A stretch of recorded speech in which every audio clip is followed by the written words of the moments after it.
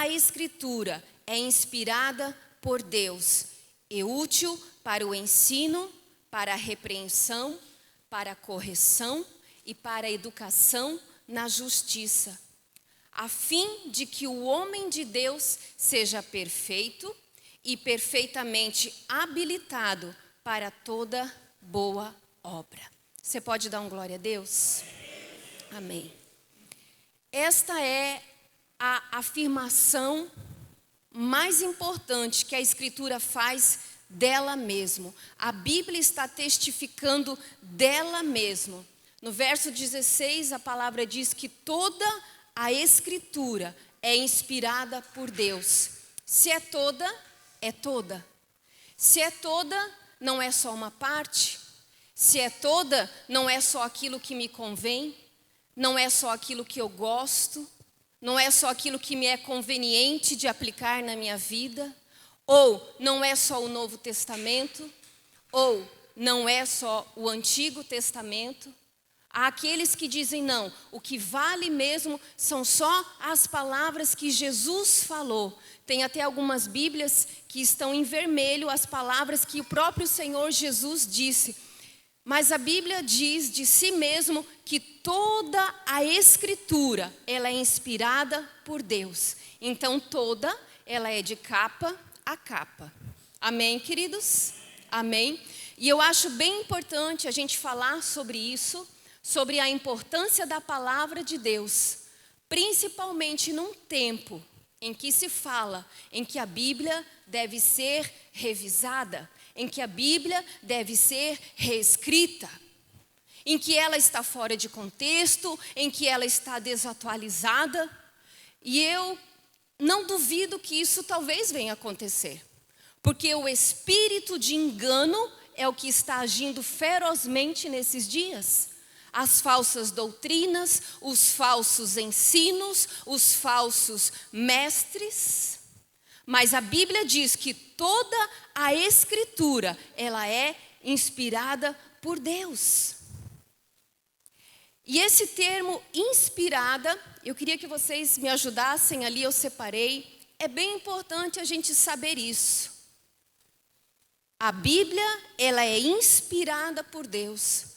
Quando a gente vai ver a raiz, a origem, o significado dessa palavra inspirada, a palavra grega, ela é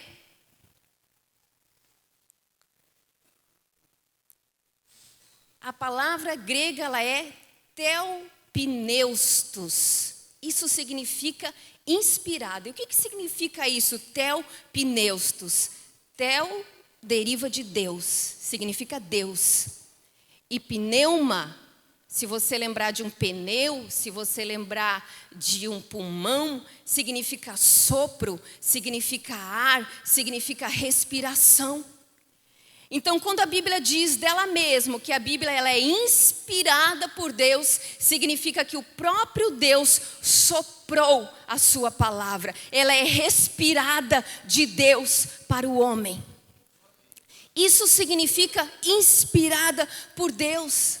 Então nós precisamos entender, queridos, que a Bíblia foi escrita por homens, sim, mas o próprio Deus soprou o seu ar, o próprio Deus soprou o Espírito sobre o homem recebeu a palavra no seu coração e ele então registrou aquilo que Deus colocou em seu coração.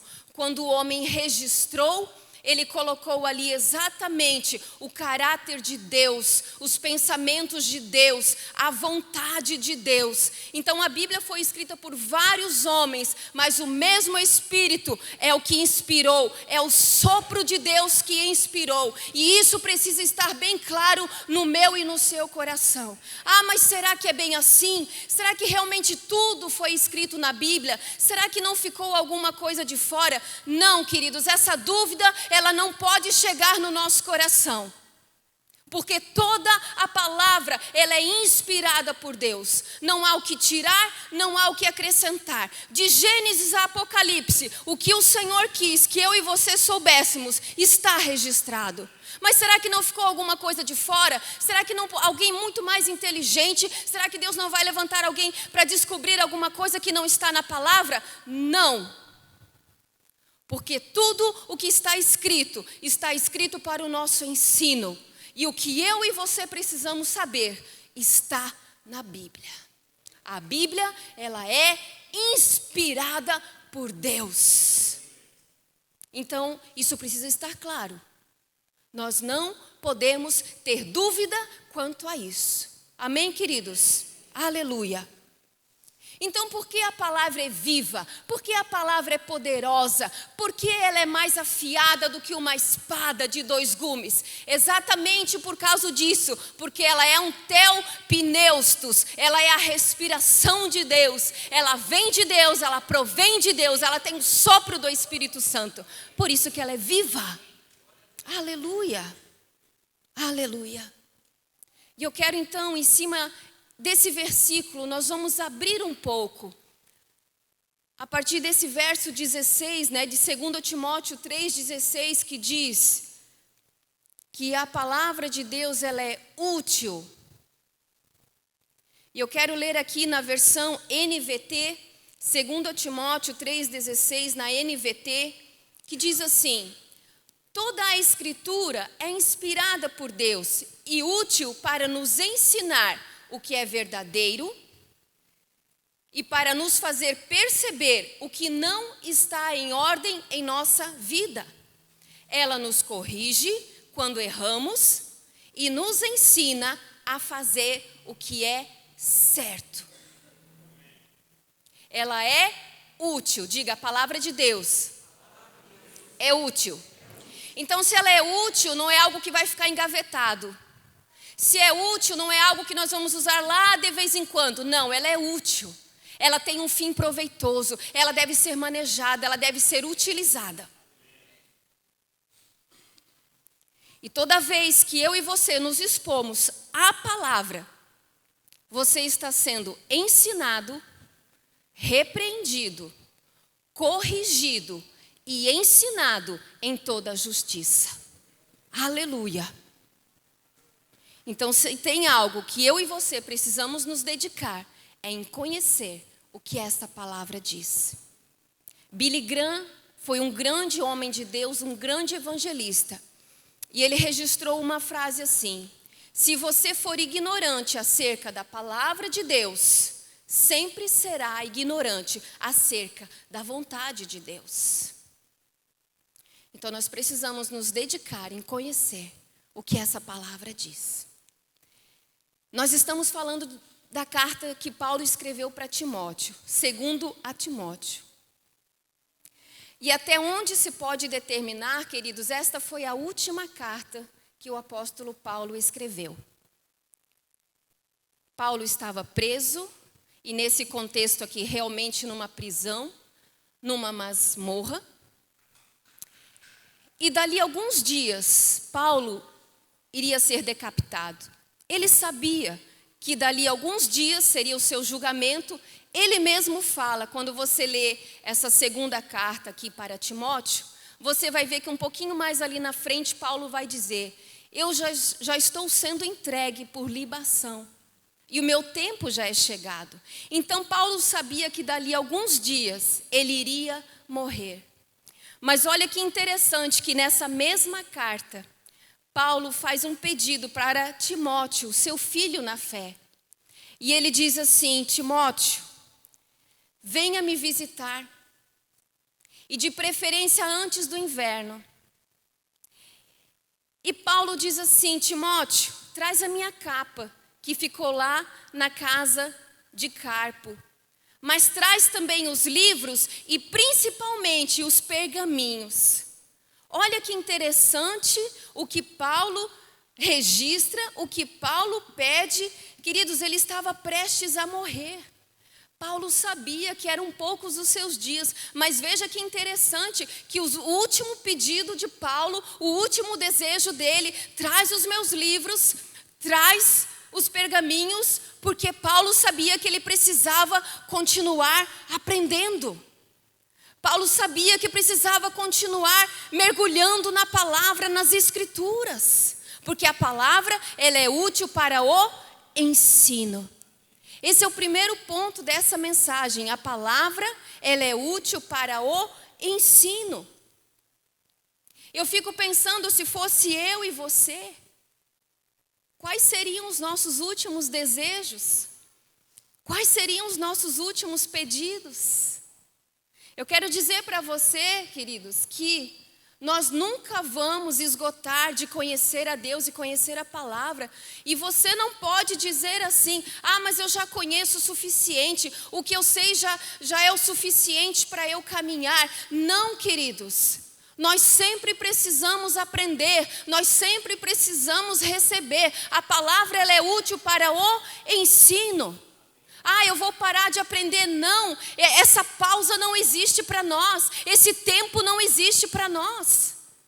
Não pense que você sabe demais. Não pense que você vai na igreja, eles vão falar sobre as mesmas coisas. Eu já sei, já é suficiente para mim. Eu já consigo caminhar, eu já sou maduro. Não entre por esse caminho, porque eu e você sempre precisamos aprender.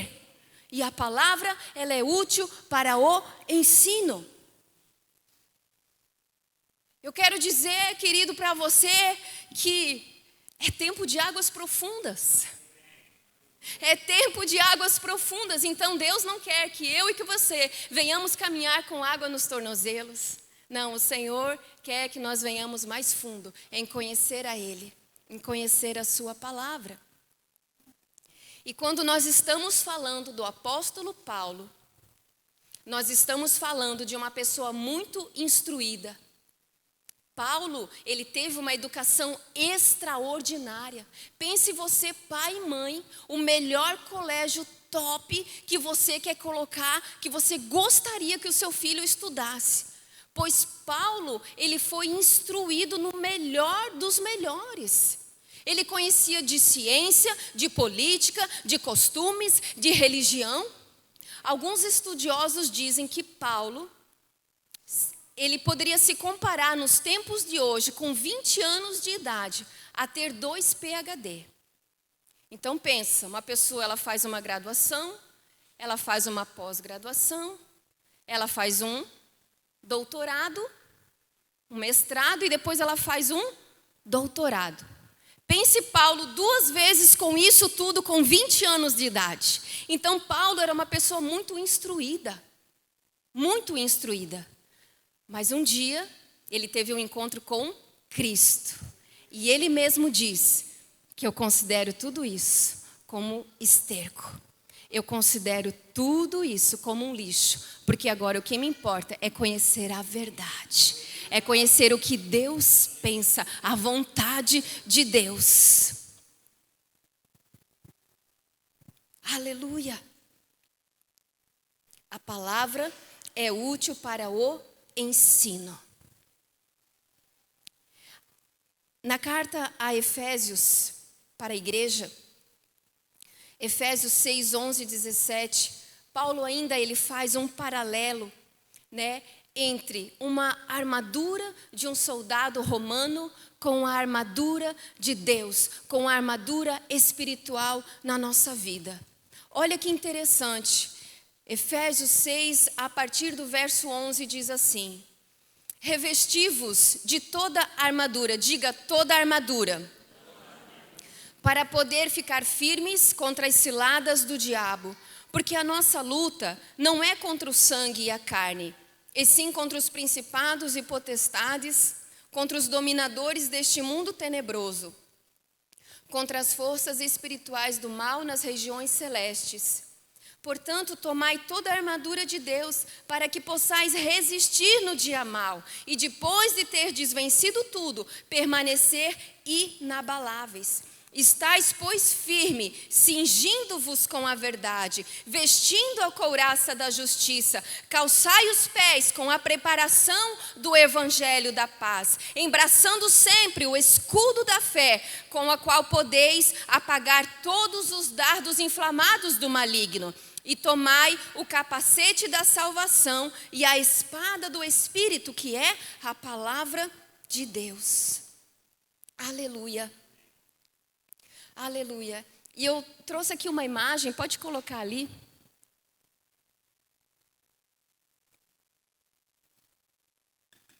Quando Paulo estava escrevendo sobre a armadura de Deus, Paulo tinha em mente exatamente aquilo que era comum para ele.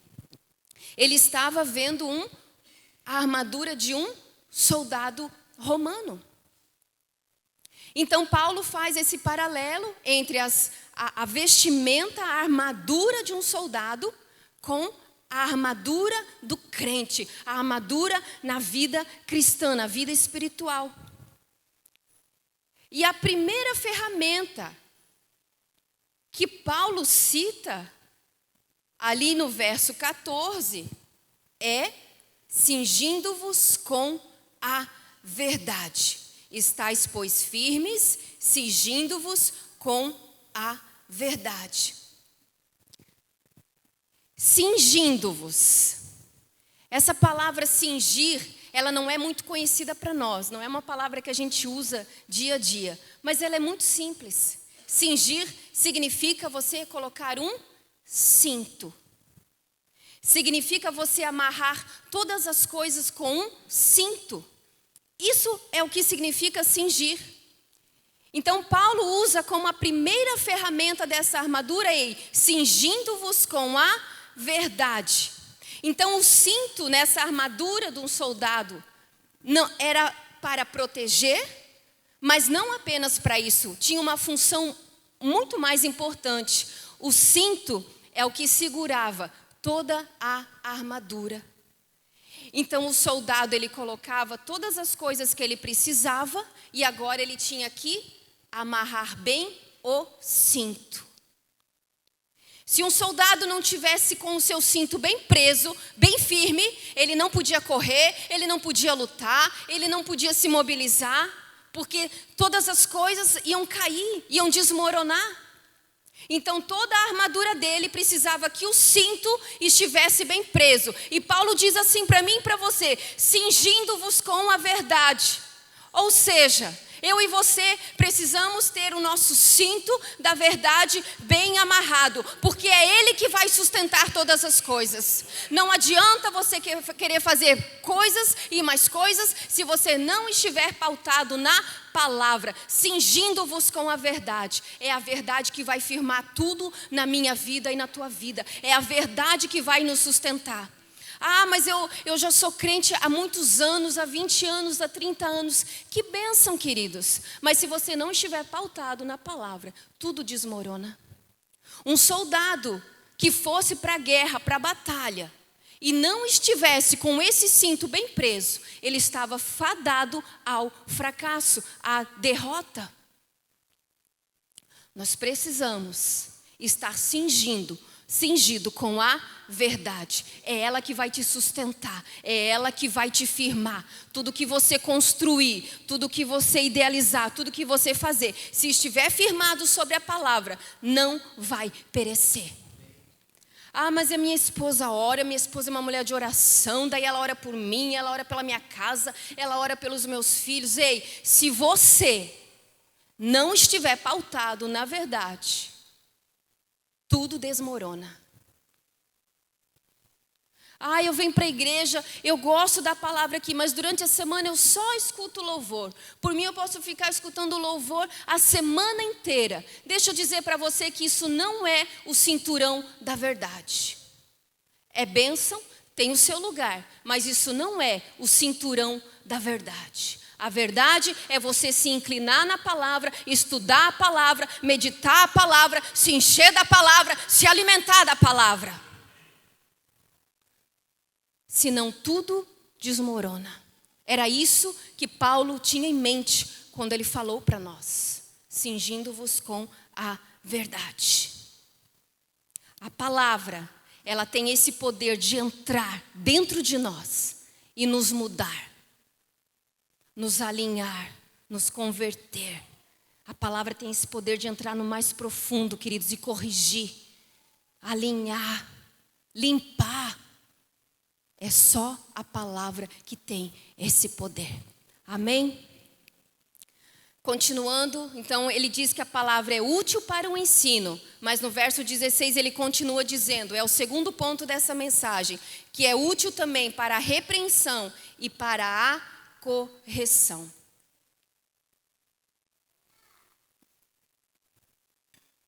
Ele é útil para a correção e para a repreensão.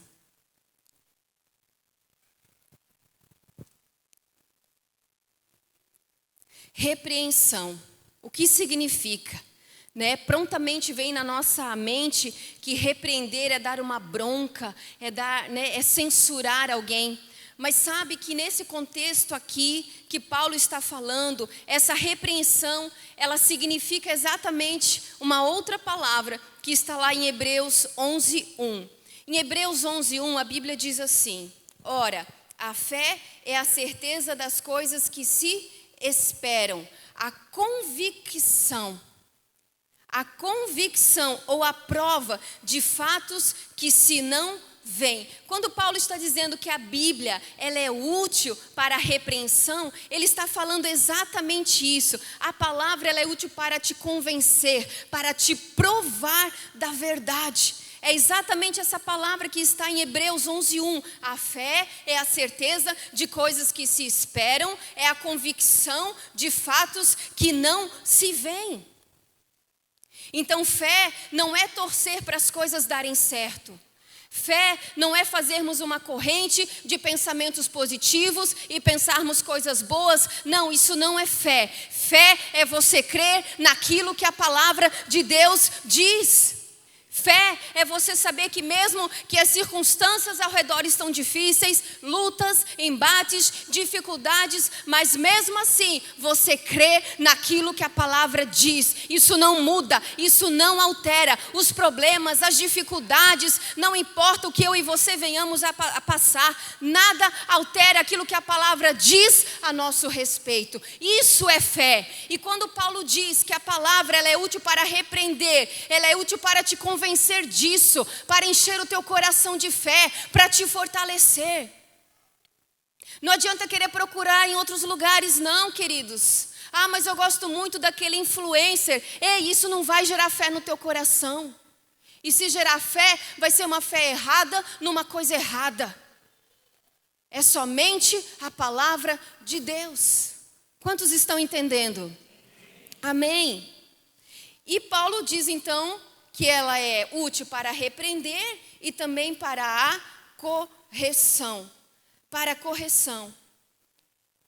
E correção significa exatamente isso. É você trazer para o lugar novamente. É você endireitar aquilo que se havia desviado, saído do padrão. A palavra de Deus ela é útil para nos corrigir. Ela vai novamente nos alinhar naquilo que é certo. Sabe que Jesus, lá em Mateus 24, quando ele está falando para os discípulos sobre os fins dos tempos, o Senhor Jesus, ele traz um relato de alguns acontecimentos. Ele vai falar de guerra, de rumores de guerra, de fome, de nação contra nação. Mas a primeira coisa que Jesus fala para os seus discípulos acerca do fim dos tempos, a fim dos últimos dias, Jesus diz assim: ei, cuidado que ninguém vos engane. É isso que Jesus disse, a primeira coisa que o Senhor deu ênfase para os seus discípulos: cuidado que ninguém vos engane. Então, queridos, quando vem um pensamento, quando vem um ensino errado, a Bíblia, ela vai te corrigir, ela vai te alinhar, ela vai te colocar no prumo. O mundo diz assim: o importante é ser feliz. Seja o que você deseja ser. Você vai para a palavra e Jesus diz: negue a si mesmo, tome a sua cruz e me siga. O mundo vai dizer assim: importante é seguir o teu coração. Ouça a voz do teu coração. Você vai para a Escritura e Jesus vai dizer que o coração do homem é enganoso. O mundo vai dizer: não leve desaforo para casa. Você vai para a Escritura e Jesus vai dizer: se te baterem numa face, oferece também a outra. Não baixe a cabeça para ninguém. Você vai para a Escritura e Jesus vai dizer: considerem o outro superior a você mesmo. Essa história de esposa se sujeitar é passado. Isso aí já foi, é para outros tempos.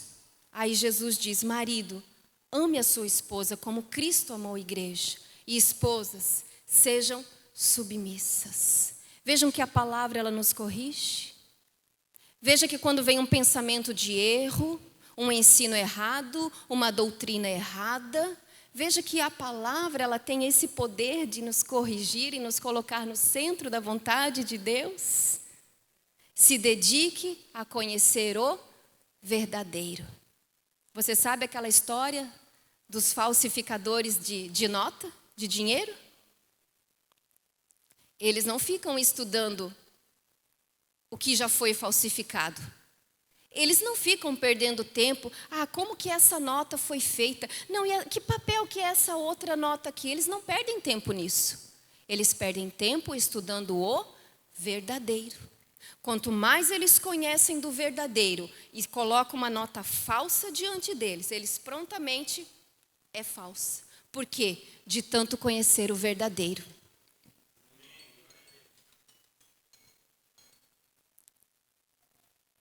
Quando chegar um pensamento errado, uma notícia, um diagnóstico, um ensino errado, eu conheço o verdadeiro, isso aí não entra em mim. Eu conheço o verdadeiro. Eu sei a vontade do meu Deus. Eu sei a decisão que eu tenho que tomar. Eu sei a escolha que eu tenho que fazer. Eu sei como educar os meus filhos. Eu sei como tratar a minha esposa. Eu sei como trabalhar. Eu sei como servir. Porque eu conheço o verdadeiro. Amém? Glória a Deus. E o terceiro ponto aqui, ainda falando que a palavra é útil para o ensino, para a repreensão, para a correção. E Paulo diz que ela é útil também para a educação na justiça, habilitando todo homem para a boa obra. Aleluia. A palavra é útil para a educação na justiça. E eu quero voltar naquela armadura, porque Paulo, no versículo 14 que a gente leu ali, de 2 Timóteo 3, Efésios, no verso 14, ele vai dizer assim: estais, pois, firme, cingindo-vos com a verdade, vestindo-vos da couraça da justiça. Você pode repetir: couraça da justiça? Amém.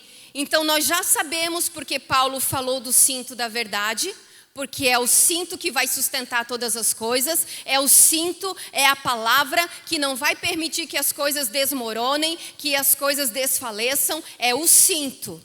Agora Paulo diz assim: vistam também a couraça da justiça. E couraça, na armadura do soldado romano,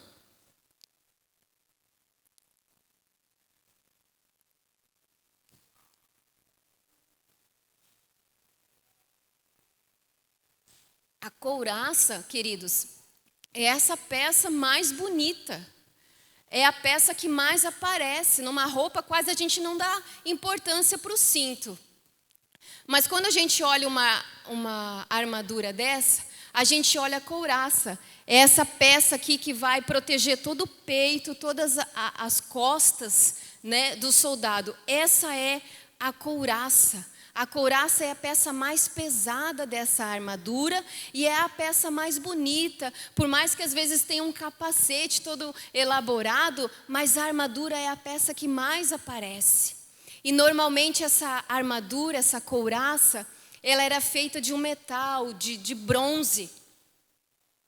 Então, quando um soldado saía, e que, principalmente se tivesse sol, que batesse o sol nessa peça, aquilo reluzia a luz, aquilo brilhava a luz. Então, imagina quando você está andando e o sol bate assim num negócio de metal, você não consegue ver, porque aquilo brilha demais. Então, Paulo está dizendo isso para mim e para você, aplicando essa couraça da justiça na minha e na sua vida. Quanto mais você usar a couraça da justiça, sabendo que você já é justificado, sabendo que não há condenação, que não há mais culpa, mais você brilhará como a luz do sol. Por isso que Paulo está dizendo a couraça da justiça. Quem não entende, quem não compreende, quem não recebe a justificação em Cristo Jesus, ele recebe as mentiras. Porque o diabo, queridos, o nosso adversário, ele não perde chance de nos acusar, de lançar pensamentos, de fazer você lembrar dos erros do passado, de lançar pensamentos de mentira, de fracasso. Ele está sempre acusando, sempre lembrando você de um erro. Ele diz para você, olha que tipo de crente que você é, olha a tua casa, olha a tua situação. Agora você quer falar de Jesus, agora você quer pregar Jesus para o teu vizinho, porque Satanás, ele é um acusador. Mas quando eu e você estamos vestidos com a couraça da justiça, sabendo que Jesus já pagou o preço, que nós somos perdoados, purificados e lavados nesse sangue, nós brilhamos como o sol nesse mundo tenebroso. Eu e você somos a luz. Por isso Paulo diz, se vista com a couraça da justiça, porque não há mais condenação. Nós precisamos caminhar com essa consciência. Não há mais culpa, não há mais peso. Tudo se fez novo. As coisas velhas ficaram para trás. Tudo se fez novo.